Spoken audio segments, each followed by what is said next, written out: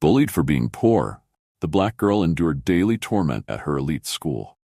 When her father's true identity was revealed, Jasmine Taylor stood at the gates of Westfield Academy, her stomach churning with a mixture of excitement and dread. The sprawling campus before her, with its manicured lawns and ivy-covered brick buildings, represented everything she had ever dreamed of, and everything she feared. At just 15 years old, Jasmine was starting her sophomore year at one of the most prestigious private schools in the state. It was a far cry from the public school she had attended in her old neighborhood, but her father had insisted on the move. "You deserve the best education, baby girl," he had said, his eyes twinkling with pride and something else. A secret she couldn't quite decipher. Jasmine smoothed down her second-hand uniform skirt, painfully aware of how it didn't quite fit right. The fabric was a shade lighter than those of her classmates, having been washed one too many times by its previous owner. She tugged at the hem, trying to make it look less shabby. "You've got this, Jas," she whispered to herself, taking a deep breath before stepping onto the campus. The first few classes passed in a blur of new faces and overwhelming information. Jasmine found herself struggling to keep up with the advanced curriculum, her public school education, leaving her woefully unprepared for the rigorous standards of Westfield Academy. It was during lunch that the true challenge began. The cafeteria was a sea of designer bags, perfectly coiffed hair. Jasmine clutched her worn backpack close to her chest as she navigated through the crowded room, searching for an empty seat. "Hey, new girl," a voice called out. Jasmine turned to see a group of girls waving her over. Hope blossomed in her chest. Maybe making friends wouldn't be so hard after all. As she approached the table, a tall blonde girl with piercing blue eyes looked her up and down. "I love your bag," she said, her voice dripping with sarcasm. "Is it vintage?" Jasmine's cheeks burned with embarrassment. "It's just old," she mumbled, wishing she could disappear. The girls erupted into laughter. "Oh, honey," the blonde said, her smile sharp and cruel. "You do know this is Westfield, right? We don't do old here. We do Gucci, Prada, Louis Vuitton, but don't worry, I'm sure the Salvation Army has some great deals." Jasmine felt tears pricking at her eyes. She turned away quickly, nearly running to the far corner of the cafeteria where she found an empty table. As she sat down, she could hear the girls still giggling, their voices carrying across the room. "Did you see her shoes? I bet she got them at Payless. More like Pay Nothing. She probably can't even afford Payless." Jasmine stared at her lunch, a simple peanut butter and jelly sandwich her father had made that morning. Around her, students were eating gourmet meals from the school's upscale cafeteria. She had never felt so out of place in her life. As the day wore on, Jasmine found herself becoming more and more invisible. Teachers overlooked her raised hand, classmates ignored her in group projects, and even the staff seemed to look right through her. It was as if her perceived poverty had rendered her completely unworthy of attention. By the time the final bell rang, Jasmine was emotionally exhausted. She rushed out of the school, eager to escape the judging eyes and whispered comments. As she reached the parking lot, she saw a sleek black car pull up. The window rolled down, revealing her father's warm smile. "Hey, baby girl," Marcus Taylor said. "How was your first day?" Jasmine forced a smile. "It was different," she said, climbing into the car. She didn't want to worry her father. He had worked so hard to get her into this school, taking on extra shifts at the factory and cutting back on everything but the essentials. She couldn't bear to tell him how miserable she was. As they drove home, Marcus chatted excitedly about the opportunities Westfield would provide. "Just think, Jas," he said, his eyes shining with hope. "This school could be your ticket to any college you want, maybe even Harvard or Yale." Jasmine nodded, her throat tight with unshed tears. She knew her father had sacrificed so much for her education. How could she tell him that she felt like a fraud? Poor kid, playing dress-up in a world she didn't belong in. Their car turned off the main road and wound its way through a modest neighborhood. Small houses with peeling paint lined the streets, a stark contrast to the mansions that surrounded Westfield Academy. Jasmine felt a mix of relief and shame as they pulled up to their tiny rental home. "Home sweet home," Marcus said, his voice filled with genuine affection. Jasmine managed a small smile. Despite its size and somewhat rundown appearance, this place was filled with love and warmth, something she hadn't felt once during her day at Westfield. As they entered the house, Jasmine's little brother Andre came running up to them. 10 years old, he was all energy and enthusiasm. "Jazzy!" he exclaimed, wrapping his arms around her waist. "How was the fancy school? Did you meet any princesses?" Jasmine laughed, ruffling his hair. "No princesses, squirt, just a bunch of regular kids." "Regular rich kids," Andre corrected, his eyes wide. "Dad says everyone there is super rich and smart." Marcus cleared his throat. "Now, Andre, remember what we talked about. It's not polite to talk about other people's money. What matters is how kind and hardworking someone is." Jasmine felt a rush of love for her father. Despite their financial struggles, he had always taught them the value of character over wealth. It was a lesson she clung to now more than ever. As the evening progressed, Jasmine tried to push the memories of her horrible first day out of her mind. She helped Andre with his homework, cooked dinner with her father, and even managed to laugh at their silly jokes during their nightly game of Uno. But as she lay in bed that night, staring at the glow-in-the-dark stars on her ceiling, cruel words of her classmates echoed in her mind. How was she going to survive an entire year at Westfield? And more importantly, how could she ever tell her father that his dreams for her might be nothing more than a fantasy? Little did Jasmine know that behind her father's gentle smiles and encouraging words lay a secret, one that would soon turn her world upside down and challenge everything she thought she knew about wealth, worth, and the true meaning of success. As she drifted off to sleep, Jasmine made a silent promise to herself. No matter how hard things got at Westfield, she would persevere. For her father, for Andre, and for herself. She was a tailor after all, and tailors never gave up. Little did she know that her greatest test and her greatest triumph was just beginning. The next few weeks at Westfield Academy felt like a grueling marathon for Jasmine. Each day, she steeled herself for the onslaught of snide comments, judgmental looks, and outright exclusion from her peers.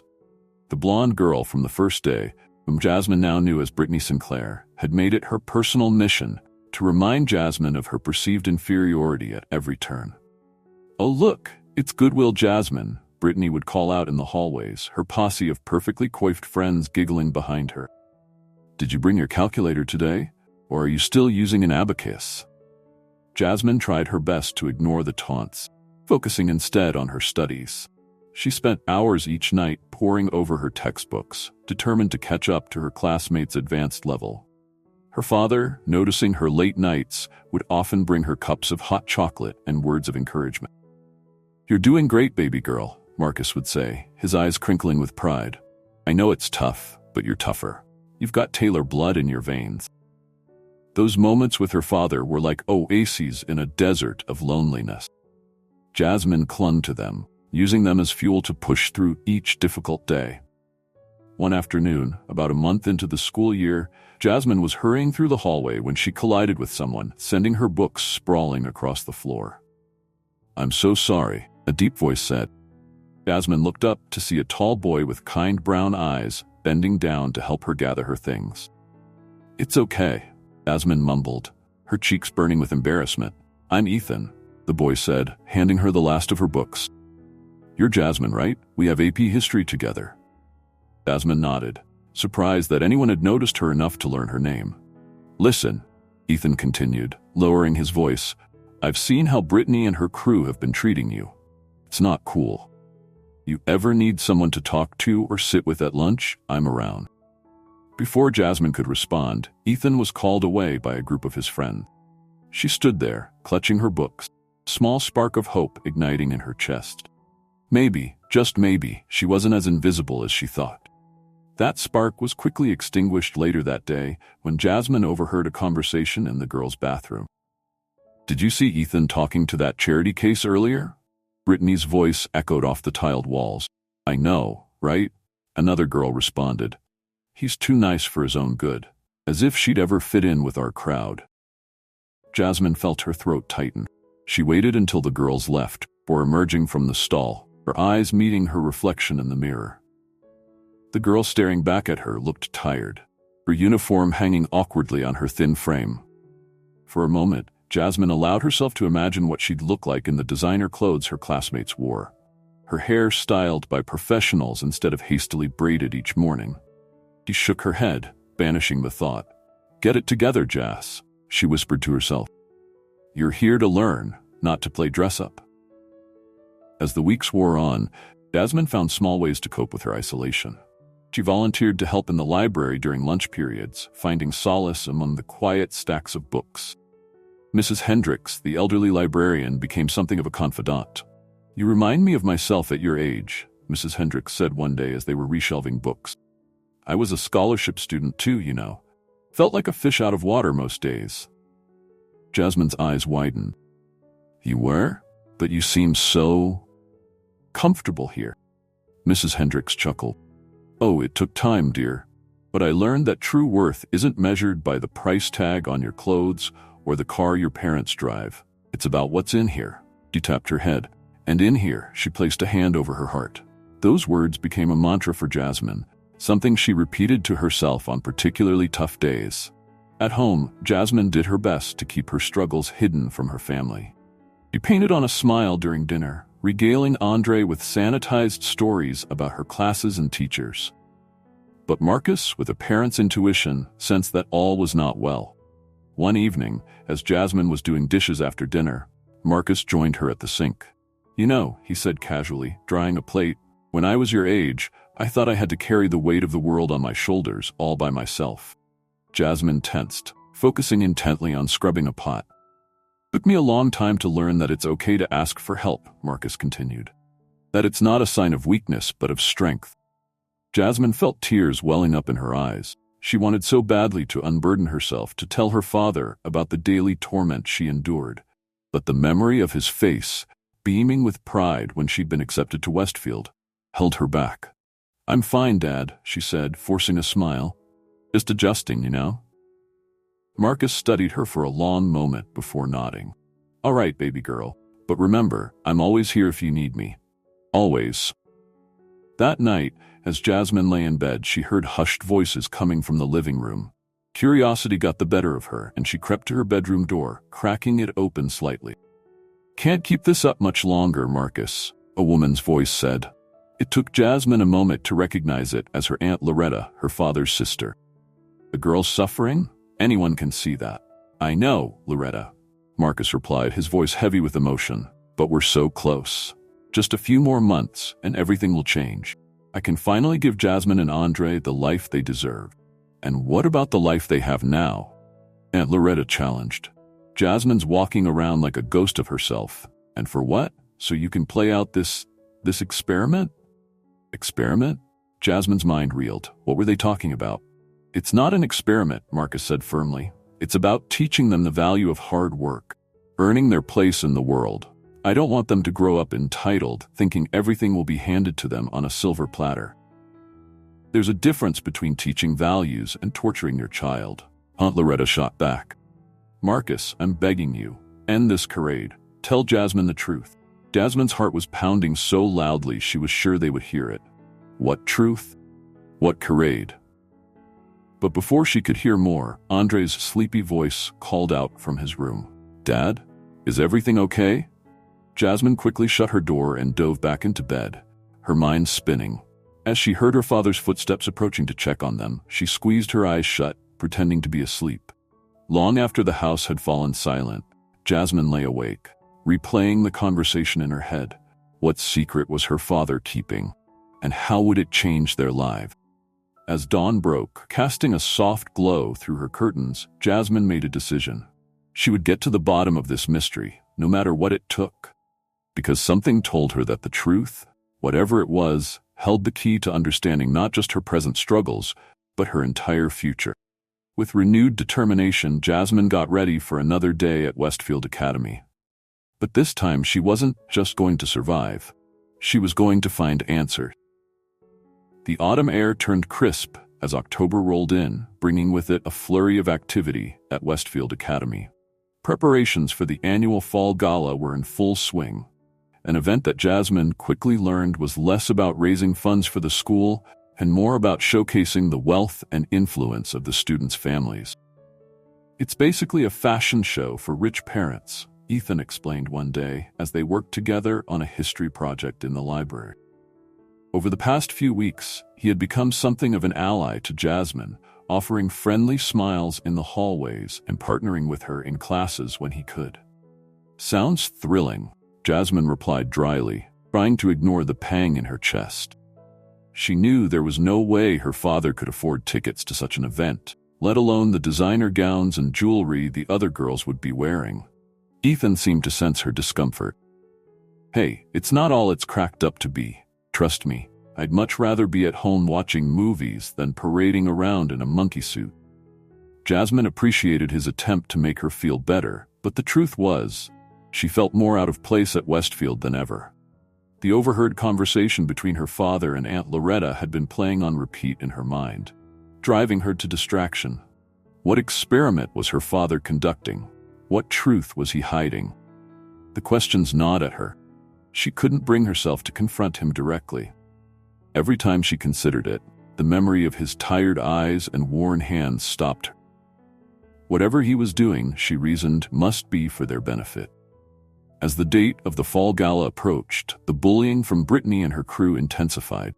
They seemed to take particular joy in discussing their extravagant plans within earshot of Jasmine. "Daddy's flying in my dress from Paris," Brittany boasted loudly in the cafeteria.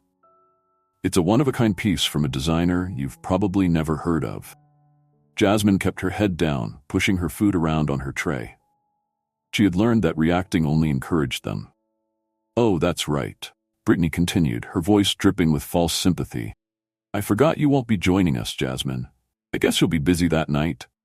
What is it your people do for fun? Dumpster diving?" The cafeteria erupted in laughter. Jasmine felt her cheeks burn with humiliation. She stood abruptly, her chair scraping loudly against the floor, and fled the cafeteria. She ran blindly through the halls, tears blurring her vision, until she found herself in a secluded corner of the school garden.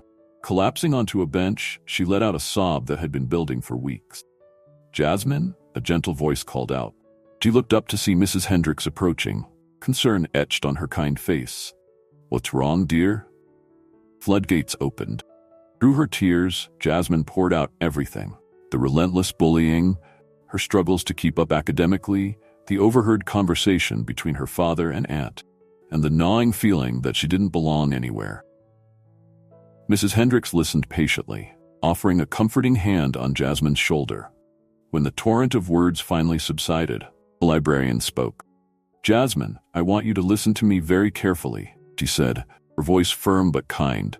"You are not defined by the clothes you wear or the money in your pocket. You are defined by your character, your intelligence, and your resilience. And from what I've seen, you possess all of those qualities in abundance." Jasmine sniffled, wiping her eyes. "But how can I compete with them? They have everything, and I have nothing." Mrs. Hendricks shook her head.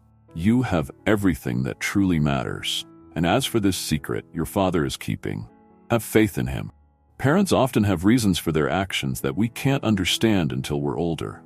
As Jasmine mulled over Mrs. Hendricks' words, a commotion near the school's main entrance caught their attention. A sleek black limousine had pulled up, and a distinguished-looking man in an impeccable suit stepped out. "Well, I'll be," Mrs. Hendricks murmured, eyes wide. "That's Marcus Taylor." Jasmine's head snapped up. "What? No, that can't be my dad. He works at a factory. He doesn't." But as the man turned, Jasmine felt the world tilt on its axis.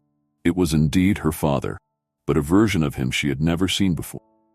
Gone were the worn jeans and faded t-shirts, replaced by a tailored suit that probably cost more than their entire wardrobe at home. He carried himself with an air of confidence and authority that seemed completely at odds with the humble, hardworking man she knew. Before Jasmine could process what she was seeing, Brittany and her friends rounded the corner, stopping short at the sight of Marcus Taylor. "Oh my God," Brittany gasped. "That's Marcus Taylor, the tech mogul. My dad says he's worth billions." Jasmine felt like she was in a dream, or perhaps a nightmare. She watched, frozen, as her father strode into the school, nodding politely at the awestruck students and staff. "Jasmine," Mrs. Hendricks said gently, "I think it's time you had a talk with your father." The rest of the day passed in a blur. Jasmine barely registered the sudden change in her classmates' behavior. Curious glances, the tentative smiles, Brittany's stammered attempt at an apology when she realized who Jasmine's father was. When the final bell rang, Jasmine found her father waiting by his usual modest sedan, dressed once again in his familiar worn clothes. "Hey, baby girl," he said, his smile faltering as he took in her shell-shocked expression. "I guess we need to talk, huh?" The drive home was silent, tension thick in the air. As they pulled into their driveway, Marcus turned to Jasmine with a sigh. "I owe you an explanation," began. "But not here. There's somewhere I need to show you first." They drove for nearly an hour, leaving the familiar streets of their neighborhood far behind. Finally, they turned onto a private road that wound through lush manicured grounds. At the end stood a magnificent mansion, its windows glinting in the late afternoon sun. "Welcome home, Jasmine," Marcus said softly as they pulled up to the grand entrance. Jasmine's mind reeled as they stepped into an opulent foyer larger than their entire rental house. "Dad," she whispered, her voice trembling. "What is all this?" Marcus led her to a comfortable sitting room, gesturing for her to take a seat. "It's time I told you the truth," he said, his eyes filled with a mixture of guilt and determination, "about who we really are and why we've been living the way we have." As the sun began to set outside the floor-to-ceiling windows, Marcus Taylor began to unravel a tale that would change Jasmine's life forever. A story of immense wealth, hard-learned lessons, and a father's unconventional plan to give his children the one thing money couldn't buy. Jasmine sank into the plush leather sofa, her mind struggling to reconcile the opulent room around her with the modest life she'd always known. Her father, Marcus Taylor, apparently a billionaire tech mogul, sat across from her, his familiar face etched with lines of worry and relief. "I guess I should start at the beginning," Marcus said, his voice soft but steady. 20 years ago, I was just a kid with a dream and a laptop, working out of a garage. I created a software that revolutionized data encryption, and suddenly I was thrust into a world of wealth I never imagined." He paused, his eyes distant with memory. "First, it was exhilarating. I could buy anything, go anywhere. But then I met your mother, and everything changed." Jasmine felt a pang in her heart at the mention of her mother, who had passed away when she was just 5 years old. "Your mom, she was different," Marcus continued. "She didn't care about the money or the fame. She cared about making a difference. She taught me that true wealth isn't about what you have, what you give." He leaned forward, gaze intense. "When we found out we were going to have you, we made a decision. We wanted to raise our children to understand the value of hard work, empathy, and perseverance. We didn't want you to grow up entitled or disconnected from the real world." Jasmine's mind whirled.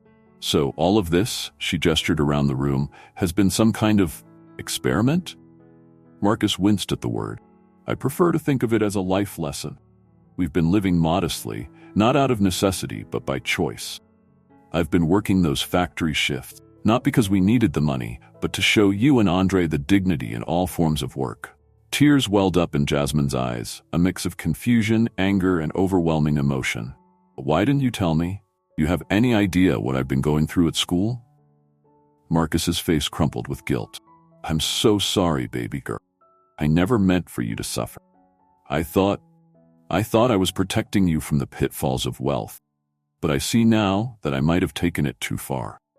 He reached out, taking Jasmine's hands in his. "Your Aunt Loretta has been urging me for months to come clean, especially after seeing how hard it's been for you at Westfield. I was planning to tell you after the school year, but after today." Jasmine's mind flashed back to the scene at school, her father stepping out of a limousine, classmates, awestruck reactions. "So everyone knows now about who you really are?" Marcus nodded. "It was time. I have a new project launching, and I couldn't keep my public and private lives separate any longer. But Jasmine, I need you to understand something." He squeezed her hands gently. "This changes nothing about who you are. The strength, intelligence, and kindness you've shown, that's all you. Money didn't give you that, your experiences did." Jasmine sat in silence for a long moment, processing everything she'd heard. Part of her wanted to scream, to rage at her father for the deception, for the unnecessary hardships she'd endured. But another part of her, part that remembered all the lessons he'd taught her about compassion and hard work, understood the intention behind his actions. "What happens now?" she finally asked, her voice barely above a whisper. Marcus smiled softly. "That's up to you, baby girl. We can stay in our current home if you want, continue living the way we have been, or we can move here, embrace this lifestyle. Either way, the choice is yours, and whatever you decide, I promise, no more secret." As if on cue, the door burst open and Andre came bounding in, his eyes wide with excitement. "Dazzy, did you see? We're rich. There's a pool and a game room," and he stopped short, noticing the tension in the room. "Are you guys okay?" Jasmine looked at her little brother, his face shining with innocent joy, and felt a surge of protectiveness. Despite everything, she was grateful that he'd been shielded from the harsher realities she'd faced. "We're okay, Squirt," she said, managing a small smile. "Just adjusting." Marcus stood up, pulling both his children into a tight hug. "We're going to figure this out together as a family," promised. As they broke apart, an elegant woman appeared in the doorway. Aunt Loretta, Jasmine realized, though she looked far more polished than Jasmine had ever seen her.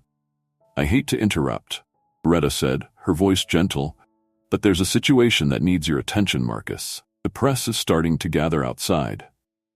Marcus sighed, running a hand through his hair. "I guess the cat's really out of the bag now." He turned to Jasmine. "I have to deal with this, but we're not done talking. Take some time, explore the house if you want. This is your home too, if you want it to be." As Marcus left with Loretta, Jasmine found herself alone with Andre in the vast room. Her little brother looked up at her, his eyes full of questions. "Jazzy," he said hesitantly, "are we going to be different now?" Jasmine felt a lump form in her throat. In that moment, she realized that her next actions would shape not just her future, but Andre's as well. The weight of that responsibility settled on her shoulders, heavier than any burden she'd carried before.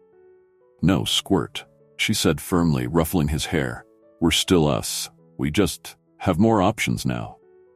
As the sun set outside, casting long shadows across the unfamiliar room, Jasmine faced the biggest decision of her young life. How would she navigate this new reality? How would she face her classmates, knowing everything had changed? And most importantly, how could she stay true to the values she'd learned through struggle, now that struggle was no longer necessary? With Andre's hand in hers, Jasmine took a deep breath and stepped out of the room, ready to explore the mansion that was supposedly her home. Each step felt like a journey into an uncertain future, but she was determined to face it head-on. After all, she was a tailor, and tailors never gave up. The following weeks were a whirlwind of change for Jasmine. The Taylor family's true identity had become front-page news, turning their lives upside down. Paparazzi camped outside their modest rental home, forcing them to temporarily move into the mansion for privacy and safety. Jasmine's return to Westfield Academy was nothing short of surreal. The same hallways she had walked through invisibly now parted before her like the Red Sea. Brittany and her crew, once her tormentors, now fawned over her, desperate to be in her good graces. "Jasmine, we saved you a seat at lunch," Brittany called out, her voice syrupy sweet. "I absolutely adore your shoes. Are they custom Louboutins?" Jasmine looked down at her familiar, well-worn sneakers. The same ones Brittany had mocked just weeks ago. "No," he replied coolly, "just my usual shoes." As she walked away from Brittany's crestfallen face, Jasmine felt a mix of satisfaction and emptiness. The validation she had once craved now felt hollow and meaningless. It was Ethan who provided a much-needed anchor of normalcy. He approached her locker one morning, his familiar easy smile a balm to her frayed nerves. "So," he said, leaning against the adjacent locker, "I guess you're kind of a big deal now, huh?" Jasmine couldn't help but laugh, the tension she'd been carrying easing slightly. "Apparently, though I'm still trying to figure out what that means." Ethan's expression turned serious. "Doesn't have to mean anything if you don't want it to. You're still you, Jas." His words echoed in Jasmine's mind as she navigated her new reality. She found herself spending more time in the library with Mrs. Hendricks, seeking solace in the familiar quiet and the librarian's unwavering kindness. "You know," Mrs. Hendricks said one afternoon as they reshelved books, "true character isn't revealed when life is easy. It's revealed by how we handle challenges. And you, my dear, have shown remarkable character through all of this. At home, Jasmine watched her father struggle with his own challenges. The media scrutiny was intense, with reporters digging into every aspect of their lives. Marcus held press conferences, explaining his unorthodox parenting approach and defending his decision to raise his children away from the spotlight. One evening, as they sat in the mansion's cozy family room, a space Marcus had created to mimic their old living room, Jasmine finally asked the question that had been burning in her mind. "Dad, do you regret it? Keeping all this from us?" Marcus was quiet for a long moment, his gaze fixed on the flickering fireplace. "I regret the pain it caused you," he said finally, turning to meet her eyes. "But I don't regret the lessons it taught us as a family. Money can buy comfort, Jasmine, but it can't buy character." As the days passed, Jasmine began to find her footing in this new world. She started using her newfound influence at school to effect positive changes. She proposed a scholarship program for underprivileged students, drawing from her own experiences to argue for its importance. "Everyone deserves a chance at a good education," she said passionately during a school board meeting, her father beaming proudly from the audience. "And everyone deserves to be treated with respect, regardless of their background." The fall gala, once a source of dread, became an opportunity for Jasmine to make a statement. Instead of the designer gown everyone expected, she wore a simple, elegant dress from a local boutique. When asked about her choice by fawning socialites, she spoke about the importance of supporting small businesses and the value of simplicity. As the gala wound down, Jasmine found herself on the mansion's expansive balcony, gazing out at the twinkling city lights below.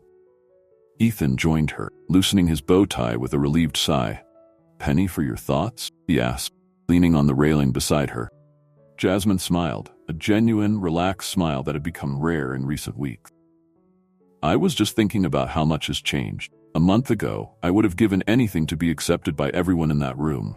Now you realize it's not all it's cracked up to be?" Ethan finished for her. She nodded. "Exactly. But I also realized something else. All those weeks of feeling invisible, of struggling to fit in, they taught me something valuable. They taught me to see others who might be feeling the same way." Ethan nudged her shoulder gently. "So what are you going to do with that insight, Jasmine Taylor?" The question hung in the air, full of possibility. Jasmine thought about the scholarship program, about the other ideas brewing in her mind: mentorship for new students, diversity initiatives, community outreach programs. "I'm going to make a difference," she said, her voice firm with conviction. "I have the means now. More importantly, I have the perspective. I want to build bridges, Ethan, between the world I came from and the world I'm in now." As they stood there, the cool night air carrying the distant sounds of the city, Jasmine felt a sense of purpose settling over her. The path ahead wouldn't be easy. Balancing her new reality with the values she'd grown up with would be a constant challenge. But she was ready to face it. In the months that followed, Jasmine threw herself into her new mission. She used her family's resources and her own hard-earned insights to create programs that made Westfield Academy more inclusive and diverse. She never forgot the feeling of being an outsider, and she made it her goal to ensure no other student felt that way. Marcus watched his daughter's transformation with pride, seeing in her the perfect blend of her mother's compassion and his own drive. The experiment he had begun years ago had yielded results far beyond his expectations. 1 year after the revelation that had changed everything, Taylor families stood together at a charity gala, an event Jasmine had organized to raise funds for educational initiatives in underserved communities. As Jasmine prepared to give her speech, she looked out at the crowd. She saw Brittany and her former bullies, now enthusiastic supporters of her causes. She saw Ethan, who had become one of her closest friends and ally. She saw Mrs. Hendricks, beaming with pride. But most importantly, she saw her father and Andre, their faces shining with love and support. In that moment, Jasmine realized that true wealth had nothing to do with the balance in their bank account. True wealth was in the lessons she'd learned, perspective she'd gained, and the love that surrounded her. As she stepped up to the microphone, "Jasmine Taylor, No longer the invisible girl, no longer the sudden heiress, but a young woman coming into her own power. Took a deep breath and began to speak. She spoke of bridging worlds, of using privilege responsibly, and of the importance of seeing and valuing every individual. And as her words rang out across the hushed room, Jasmine knew that this ability to make a real difference in the world was the greatest inheritance her parents could have ever given her.